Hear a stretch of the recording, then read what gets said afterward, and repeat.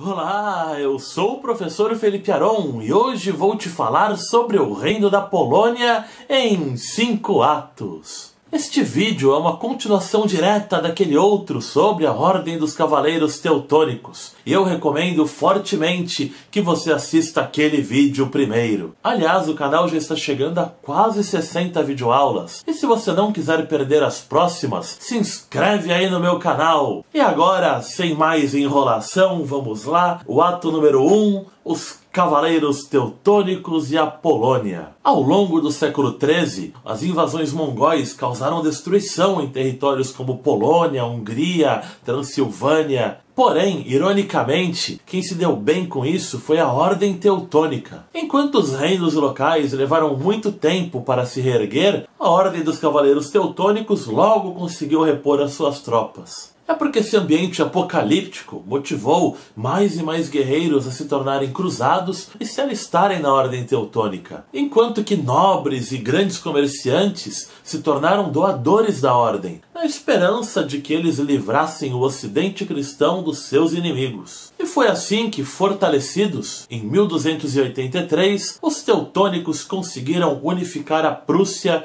sob seu comando. Foi aí que a gente parou na outra videoaula. E enquanto isso, a Polônia era um reino fragmentado em diversos feudos que guerreavam entre si, mantendo-a enfraquecida. No entanto, a partir daí, a estabilidade que os teutônicos proporcionaram na região foi aos poucos beneficiando a Polônia social e economicamente. E agora vamos para o ato número 2, a unificação da Polônia. Logo após a pacificação da Prússia, um duque polonês, Leszek II, unificou boa parte da Polônia em 1285, mas ele morreu logo em seguida. E aí vários nobres disputaram a sua sucessão, inclusive estrangeiros. Mas quem chegou ao trono foi Ladislaus, que embora parecesse ser o mais fraco, era na verdade o mais diplomático e astuto. Ele conseguiu construir uma rede de influências e também teve um pouco de sorte. Durante essa guerra civil, Ladislaus pediu ajuda aos teutônicos para conquistarem Danzig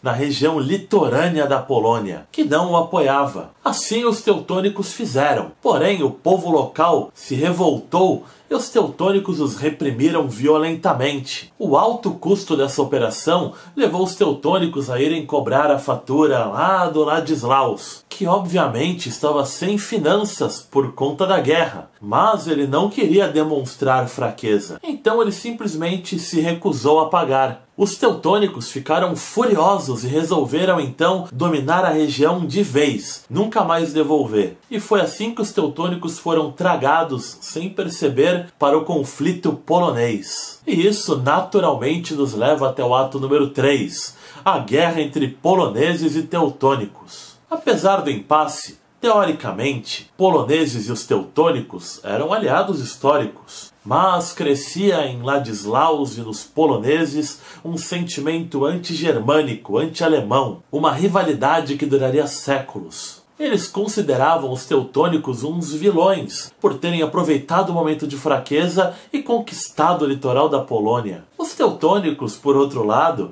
achavam que aquele território era muito conveniente, facilitava a passagem de cruzados por toda a região, além de ampliar as suas rotas comerciais. O que eles não esperavam é que os poloneses ficariam tão rancorosos com isso. E assim foi até que em 1326... Ladislaus deu passagem aos lituanos pagãos, liderados pelo grão-duque Gediminas, para um ataque surpresa aos teutônicos, que logo perceberam a jogada e declararam guerra ao Ladislaus e aos lituanos. Essa era uma situação muito insólita, porque poloneses e teutônicos ambos eram católicos, e os lituanos se aproveitaram do momento para destruir igrejas, estuprar civis e matar cristãos nas florestas entre a Polônia e a Prússia. Isso minou completamente a motivação do exército polonês e fez com que os teutônicos começassem a vencer facilmente, o que até se ampliou quando os teutônicos se aliaram com o reino da Boêmia. O rei da Boêmia tinha espírito de cruzado e a Boêmia logo partiu para o ataque contra a Lituânia. No entanto,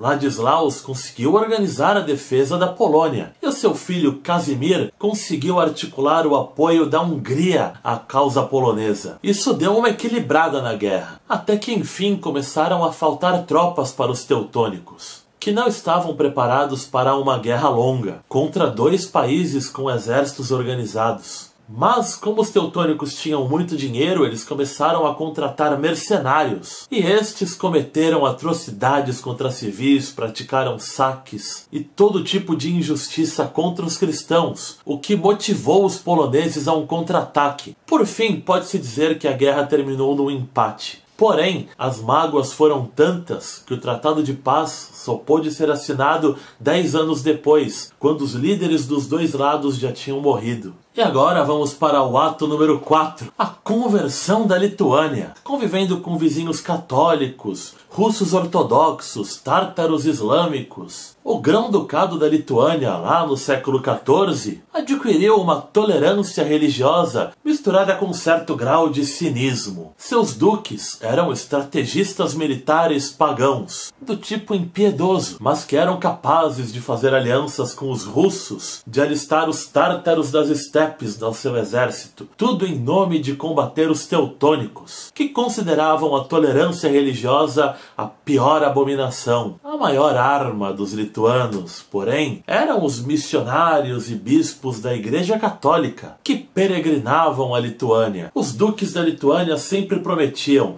que estavam prestes a se converter ao catolicismo, que simpatizavam, que estavam querendo conhecer a religião, mas que, porém, os teutônicos malvados os agrediam. Essa retórica confundia o Sacro Império Romano Germânico e o Papa a respeito das intenções dos lituanos, e eles até mesmo às vezes censuravam e tentavam segurar os teutônicos. Foi nesse clima que, por volta de 1370, surge o cara que agora se torna o protagonista da nossa aula, Jagiełło, que amplificou todas essas artimanhas de uma maneira maquiavélica. Vamos dar uma olhada em como se deu isso. Em 1341, Gediminas morreu. Seu filho, Jaunutis, seria o seu sucessor, mas ele era considerado fraco por seus irmãos, que o derrubaram e decidiram que o reinado da Lituânia seria dividido entre eles dois. Assim, foi por décadas, até que um dos irmãos morreu e o seu sucessor